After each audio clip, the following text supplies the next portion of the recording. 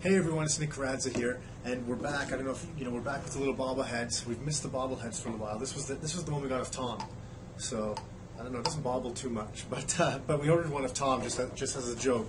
I think it looks like him. A couple other people from a distance think it looks like him, but not up close. But anyways, that's for another time. You know what? Something I just wanted to talk about today quickly was that I was looking through the paper today, and something really struck me. It's an unusual piece of real estate. And what it is, it's the Ambassador Bridge. And the Ambassador Bridge actually joins Windsor and Toronto. And the federal government is interested in buying this bridge. I'll give you, this is from the National Post. That's kind of the picture of it. That's the that's the Ambassador Bridge. It actually carries, what does it say, 1/4 of all trade merchandise between Canada and the United States. This is a pretty busy bridge. Now, the Canadian government, why are they looking at buying this bridge? What are the benefits, and why would they take a large chunk of money and buy a bridge? But it goes back to the core principle of successful investing, and the bridge produces cash flow. It actually produces $60 million a year in cash flow from the tolls going back and forth. Right now it's owned by an American billionaire, and he's looking at selling it. His valuation is much higher than what the Canadian government is willing to pay him for the property. Property, I'm used to saying it, for the bridge. But what the Canadian government is saying is, hey, listen, there's approval for a new transportation route already.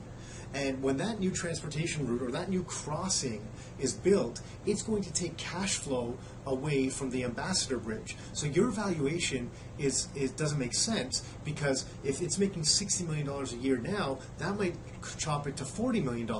So we can't justify your purchase price, right? It's very similar to the TV show called Dragon's Den or Shark's Tank. If you guys haven't watched it, awesome business lessons of those shows. Go and watch them. But what they talk about is, like, people come in and value their business at like $1 million, and they've sold $1,000 worth of product, and they're like, well, how can you say your business is worth $1 million if the cash flow going through it is $1,000? Doesn't make sense. There's no way. Right? So the Canadian government's going saying, hey, listen, if it's making $60 million now, all right, sorry about that little break. Actually, the batteries on the little digital camera that I use actually died, so we're doing like a part 2. So I'll try to continue from the same place. But here's where I was, and it was about the Canadian government offering less money for the bridge than what the seller wanted. And what was happening is the cash flow on that property is going to change, or on that bridge. If there's a secondary route opening up, and you're basing the purchase price off $60 million of cash flow, but the cash flow is going to change because there's another crossing coming up and it's going to go down to $40 million, then who's going to pay $60 million for the property? It's like if you have an apartment building and it's fully tenanted, but there's no extra demand for extra units, and there's a brand new one opening up next door. So there's a fully housed apartment building, but there's no more demand. There's no waiting list, and the community cannot support any more units. There's no other tenants in the whole area, and there's a second building opening up.